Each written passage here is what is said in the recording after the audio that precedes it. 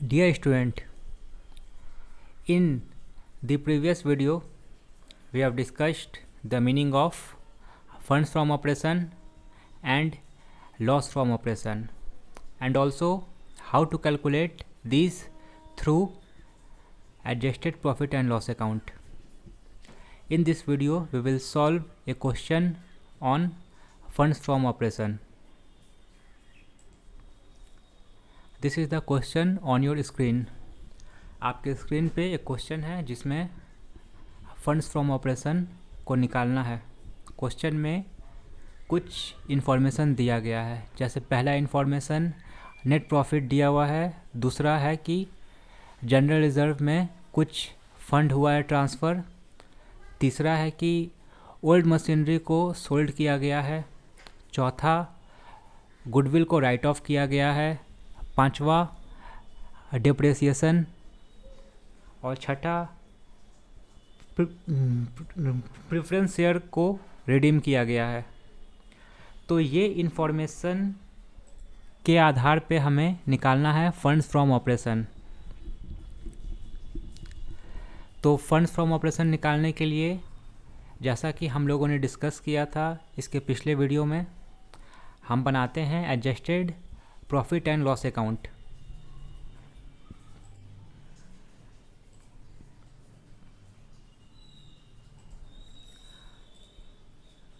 तो ये फॉर्मेट है adjusted profit and loss account का. ये क्वेश्चन है. क्वेश्चन तो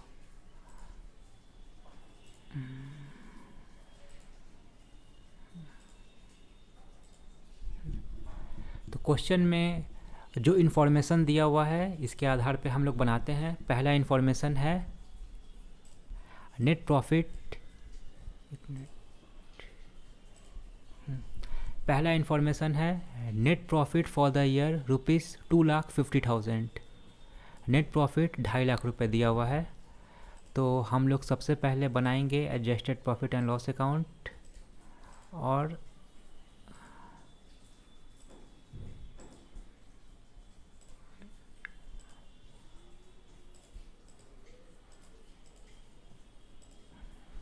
सबसे पहले हम लोग adjusted profit and loss account का लेजर बना लेंगे डेबिट और क्रेडिट साइड लिख के. ठीक है.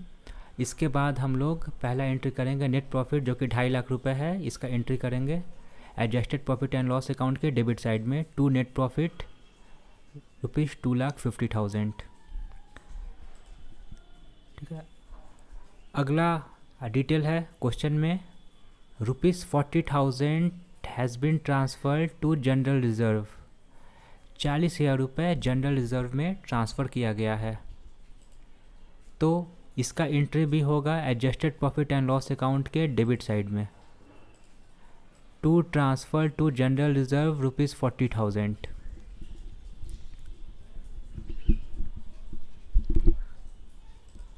अगला क्वेश्चन में डिटेल है old machinery costing ₹50,000 was sold for ₹20,000. पुराना मशीनरी जिसका दाम है 50,000 रुपये उसको बेचा गया है 20,000 रुपये में. तो जाहिर सा बात है कि 50,000 रुपये का सामान को बेचा गया 20,000 रुपये में, तो नुकसान हुआ 30,000 रुपये. बात तो सही है, लेकिन इसको हम लोग अकाउंटिंग भाषा में कैसे लिखेंगे और कैसे जानेंगे कितना नुकसान हुआ है. इसके लिए हम लोग मशीनरी का लेजर बनाएंगे.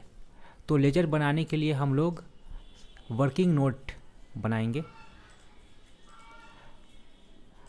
तो लेजर को हम लोग बनाएंगे वर्किंग नोट में.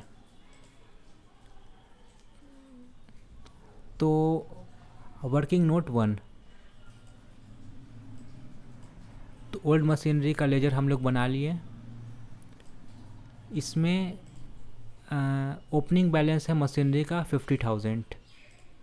टू बैलेंस BD 50,000 हम लोग लिख लिए.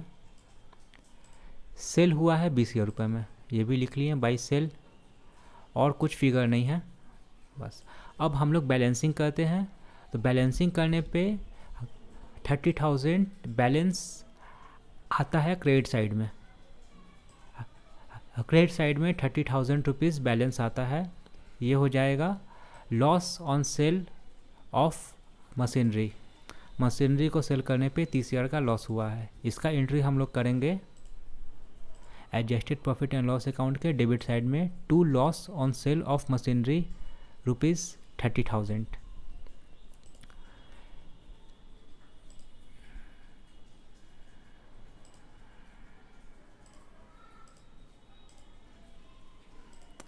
चौथा डिटेल है goodwill appears in the book at rupees 1 lakh, out of which 10% has been written off during the year. Company के बुक में गुडविल दर्शाया गया है 1 लाख रुपए, जिसमें कि 10% गुडविल को राइट ऑफ किया गया है साल भर में। तो 1 लाख का 10% 10,000 होता है। इसको मैंने वर्किंग नोट में लिख दिया है। वर्किंग नोट 2 देखिए, गुडविल रिटर्न ऑफ 1 लाख रुपए कंपनी के बुक में गुडविल है, जिसका 10% को राइट ऑफ किया गया है। तो गुडविल राइट ऑफ हुआ 1 लाख का 10%, यानी 10,000 रुपये। इसका एंट्री हम लोग करेंगे adjusted profit and loss account के डेबिट साइड में, टू गुडविल रिटर्न ऑफ ₹10,000। अगला डिटेल है detail number 5, depreciation at the rate 10% has been charged on fixed assets costing ₹2 lakh. Fixed assets है 2 लाख रुपए का, जिसपे कि 10% के रेट से डिप्रेसिएशन चार्ज किया गया है। वर्किंग नोट ही बना लेते हैं हम लोग, ज़्यादा अच्छा रहेगा। डिप्रेसिएशन ऑन फिक्स्ड एसेट्स, देखिए वर्किंग नोट 3, 2 लाख रुपए दाम है, 10% के रेट से चार्ज किया गया है। तो 2 लाख का 10% हुआ 20,000 रुपये। 20,000 रुपये डिप्रेसिएशन चार्ज किया गया। एंट्री करेंगे adjusted profit and loss account के डेबिट साइड में, टू डिप्रेसिएशन ₹20,000। अगला डिटेल है preference share have been redeemed at a premium of 5%, the amount of premium was ₹10,000। Preference share को रिडीम किया गया है 10,000 रुपये में, ठीक है। तो जो प्रेफरेंस शेयर को अगर रिडीम किया जाए तो ये कंपनी के लिए एक्सपेंस है।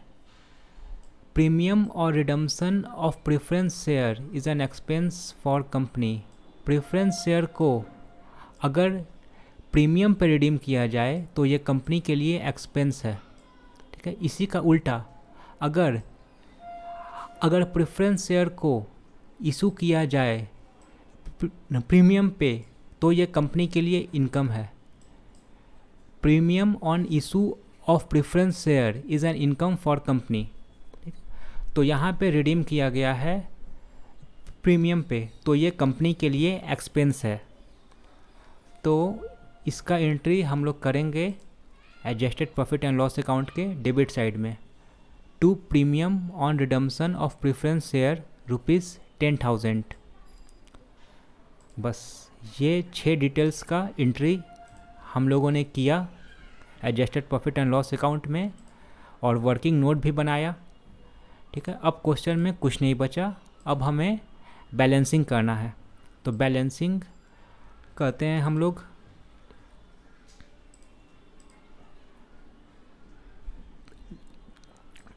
बैलेंसिंग के लिए डेबिट साइड में जो भी एंट्री हुआ है सबको ऐड करेंगे। ऐड करने पे आता है 3,60,000 रुपये, 3,60,000।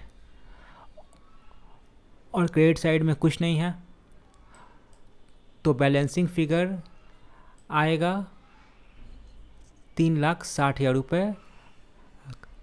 ये बैलेंसिंग फिगर हो जाएगा फंड्स फ्रॉम ऑपरेशन। तो फंड्स फ्रॉम ऑपरेशन 3,60,000 रुपये होगा।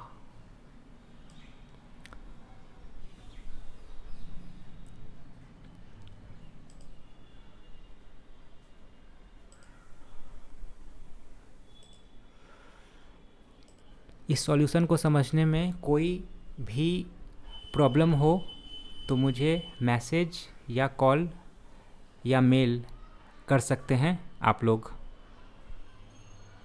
Thank thank you.